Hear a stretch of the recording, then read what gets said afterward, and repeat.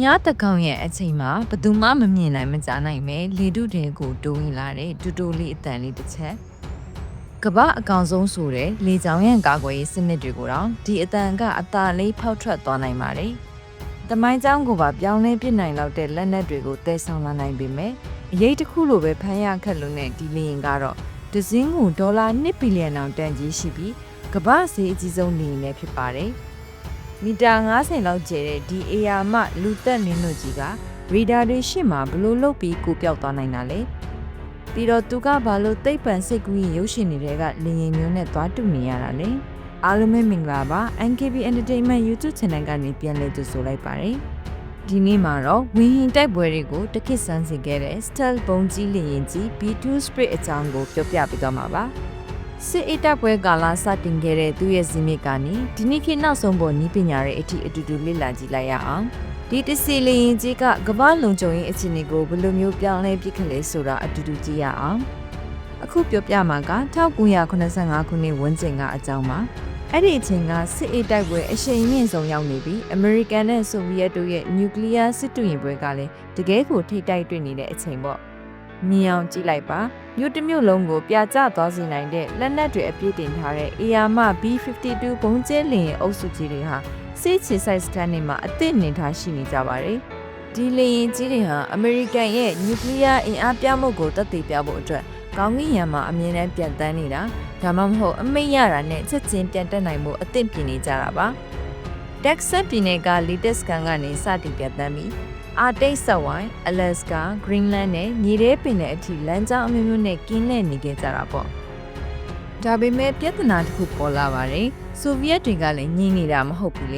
ေသူတို့ကဒီလိုခံစစ်ခံတပ်ကြီးတွေကိုရှင်ကောင်တကောင်ကိုရိုက်ချတယ်လို့မျိုးအလွယ်တကူလေးပြစ်ချနိုင်တဲ့အစစ်မြစ်လေကြောင်းရံကာကွယ်ရေးစနစ်တွေကိုတည်ဆောက်လိုက်ကြတယ်လေတပ်ဗိုလ်ချုပ်ကြီးတယောက်ပြောခဲ့တယ်လို့ပေါ့အဲ့ဒီချိန်မှာ B52 လင်ရင်ကြီးတွေနဲ့ဆိုဗီယက်လေပိုင်နဲ့ထဲဝင်သွားတယ်ဆိုတာကရင်ဘတ်မှာပြစ်မှတ်အနေကြီးချိတ်ပြီးနွားတိုးအုပ်ထဲပြေးဝင်သွားတယ်လို့ပါပဲအဲ့တော့ကိုယ့်ရဲ့တားဆီးမရတဲ့အင်အားကြီးတစ်ခုကပိုတောက်တင်းတဲ့ခံစစ်နဲ့တူးမိတဲ့အခါဘာလို့ကြမလဲကစားပွဲကိုလုံးဝပြောင်းလဲပြဖို့ဆုံးဖြတ်လိုက်ကြတာပေါ့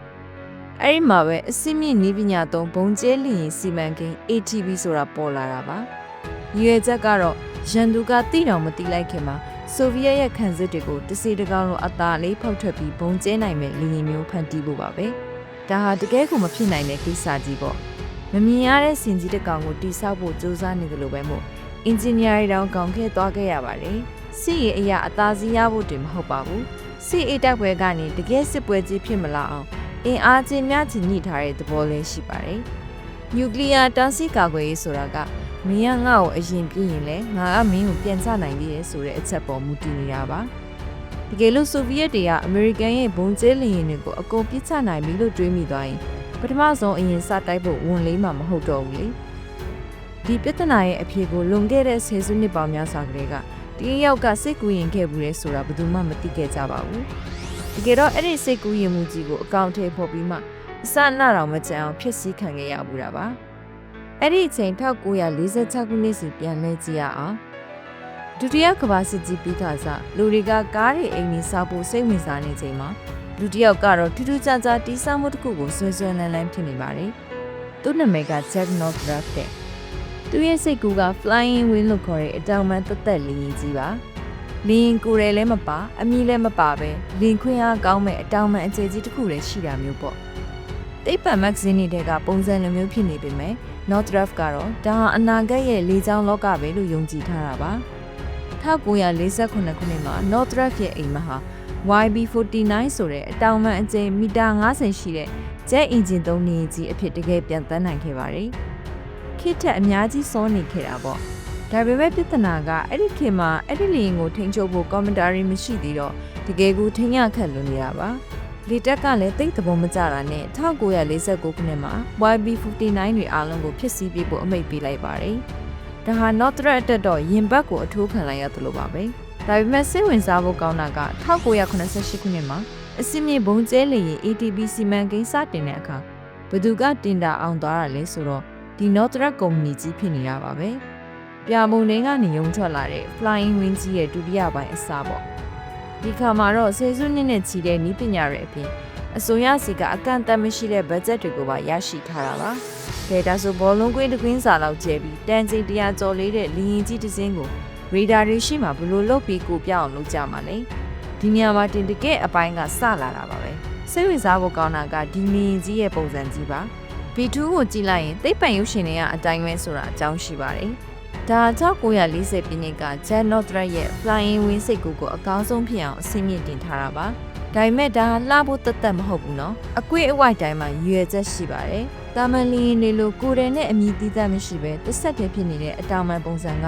ရီဒါပေါ်မှာပေါ်သွားဖို့ခက်စီတယ်လို့တကမာလုံးကိုပတ်ပြန်နိုင်လောက်တဲ့အထိလေခွင်းအားလည်းအရန်ကောင်းစီပါတယ်။နောက်ထပ်လိုဝက်ချက်ကတော့သူ့ရဲ့အပေါ်ရန်အညီပြပါပဲ။ B2 ရဲ့ကိုယ်တွေကိုရေဒါလိုင်းတွေကိုပြန်ကမထွက်စီပဲစုပ်ယူပြနိုင်တဲ့ Radar Absorbent Material ဆိုတဲ့အထူးပစ္စည်းတွေနဲ့ဖုံးအုပ်ထားတာပါ။ပြောရရင်တော့ကိုပြောင်းဝယုံကြည်ဝတ်ထားတယ်လို့မျိုးပေါ့။လီရင်ကိုယ်ထဲမှာလည်းအစွန်းကွက်တွေအဆက်အကြောင်းတွေမရှိတဲ့လောက်ကိုချောမွတ်နေအောင်လုပ်ထားတာမို့ Radar line တွေကသူ့ကိုရှာမတွေ့နိုင်ပါဘူး။ဒါပေမဲ့အမည်မပါတဲ့လီရင်ဆိုတာထင်ရတော်တော်ခက်ပါတယ်။ဒါကိုဖြည့်ရှင်းဖို့ Fly by Wire ဆိုတဲ့ကွန်ပျူတာထိန်းချုပ်စနစ်ကိုသုံးထားပါတယ်။ဒီစနစ်ကလီရင်တည်ငြိမ်နေအောင်စက္ကန့်မလက်အလိုလျောက်ညှိပြီးနေတာပါ။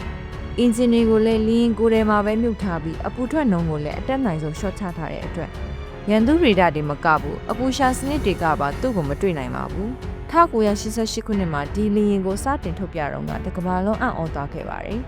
ကွန်ပျူတာပေါင်း130ကျော်နဲ့ထိန်းချုပ်ထားတဲ့ DV2 ဟာရေဒါပေါ်မှာကြည့်မယ်ဆိုရင်အီယာမလီရင်ကြီးတစ်စင်းအစား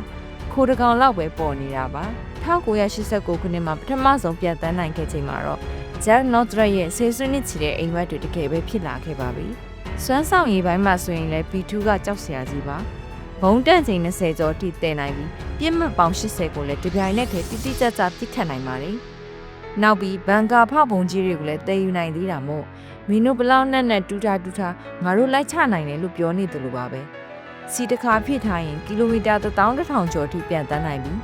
လေထဲမှာစီပြန်ဖြစ်မယ်ဆိုရင်တော့ကမ္ဘာနေရာကိုမဆိုရအောင်သွားနိုင်တဲ့တစီကြီးလီရင်တစ်စင်းပါပဲအဝေးကြီးသွားနိုင်တာကတော့ဟုတ်ပါပြီ။သူကမြန်ရောမြန်ရဲ့လားလို့ပရိသတ်ကြီးတွေးမိမှာပါ။ B2 လီရင်ဟာအမြင့်ပင်တော်တော်များများမှာတနအီကို901ကီလိုမီတာလောက်နဲ့ပြန်တန်းနိုင်ပါတယ်။ဒါဟာအမြန်နှုန်းစံချိန်တင်လောက်အောင်မြန်တာမျိုးတော့မဟုတ်ပါဘူး။ဒါပေမဲ့သတိထားရမှာကသူကတိုက်လီရင်မဟုတ်ဘူးဘုံကျဲလီရင်ပါ။သူကလီမြန်နာတဲ့တိတ်တဆိတ်နဲ့ရန်သူမသိအောင်ကတ်သွားဖို့ကိုပဲအဓိကထားတာပါ။နောက်ပြီးသူကအေဝရက်တောင်ထိပ်တဲ့2ဆနီးပါးမြင့်နဲ့အမြင့်ပင်9000အထိပြန်တက်နိုင်ပါတယ်။ဒီလီရင်ကြီးကိုမောင်းနေဖို့လီရင်မှုနဲ့မီရှင်ကုတ်ကဲမှု2ယောက်ပဲလိုပါတယ်။သူတို့ကလီရင်မောင်းရုံတွေမဟုတ်ပဲအရန်ကိုခင်မိတဲ့စနစ်တွေကထိန်းချုပ်နေရတာပါ။တကယ်လို့ GPS နဲ့ data ပြတ်သွားခဲ့ရင်တော့ B2 လီရင်ကကျယ်တွေကိုကြည့်ပြီးလမ်းကြောင်းရှာနိုင်ပါသေးတယ်။မိုးရွာနေပူပူညပဲဖြစ်ဖြစ်နေပဲဖြစ်ဖြစ်ဘလို့ချင်းနေမျိုးမှမဆိုသူကတောင်းထမ်းဆောင်နိုင်ပါတယ်။ဒါဆိုဒီလိုလီရင်မျိုးတစ်စင်းရရှိဖို့ဘယ်လောက်ကုန်ကြမလဲ။ B2 တစ်စင်းရဲ့တန်ဖိုးက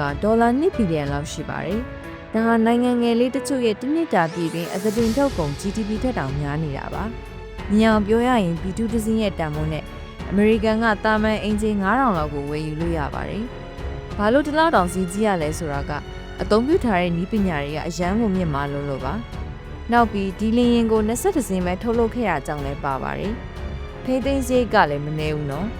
်သူရဲ့ကိုပြောက်အရေးပြားကိုခဏခဏပြန်ဖုံးပေးရတယ်လို့ခင်းနဲ့ညီအများနဲ့ upgrade လုပ်နေရလို့ပါဒါပေမဲ့တကဘာလုံးကဘယ်နေအောင်မဆိုရန်သူမသိအောင်သွားတိုက်နိုင်တဲ့စွမ်းရည်အတွက်တော့ဒီလောက်ကုန်ကြတာကတန်တယ်လို့ယူဆတဲ့သူတွေလည်းရှိပါတယ်အခုတော့ဒီကိုပြောက်လီရင်ကြီးတွေလည်းအိုမင်းလာပါပြီဒါကြောင့်လီတက်ကသူ့ညမှာအစားထိုးဖို့ B21 Radar ဆိုတဲ့လီရင်တစ်ကိုပြင်ဆင်နေပါပြီ။ B21 ကပိုသေးမယ်ဈေးပိုသက်သာမယ်ထိမ့်သိမ်းရပိုလန်မယ်လို့လည်းသိရပါတယ်။ကဲပရိသတ်ကြီးတို့ရော B2 ဖုန်းကျဲလီရင်ကြီးအကြောင်းဘယ်လိုထင်ပါသလဲ။နောက်ထပ်အစီအမင်းလာမဲ့ B21 Radar အကြောင်းကိုရောသိချင်ကြပါသေးလား။ comment မှာရေးပေးခဲ့ကြပါဦး။အခုလိုနီးပညာအသစ်ဆန်းနေသိချင်နေဆိုရင်တော့ကျမတို့ရဲ့ NKB Entertainment YouTube channel လေးကို like and subscribe လေးလုပ်ဖို့မမေ့နဲ့ဦးနော်။ Telegram channel ကိုလည်း YouTube description မှာချပေးထားပါမို့လို့ဘူးတူတာနဲ့နောက်ဆုံးရနိုင်ငံတကာနည်းပညာအကြောင်းတွေကို Telegram channel မှာတင်ဆက်ပေးသွားမှာဖြစ်လို့ subscribe လေးလုပ်ပေးကြပါအောင်ရှင်။နောက်ထပ်ဗီဒီယိုအသစ်မှာဘလို့အံ့အားသစ်စရာအကြောင်းအရာတွေနဲ့ပြန်လာမလဲဆိုတာစောင့်မျှော်ကြည့်ရှုပေးကြပါအောင်။အားလုံးပဲကိုယ်စိတ်နှပါကျမ်းမှာချမ်းသာကြပါစေရှင်။ကျေးဇူးတင်ပါတယ်ရှင်။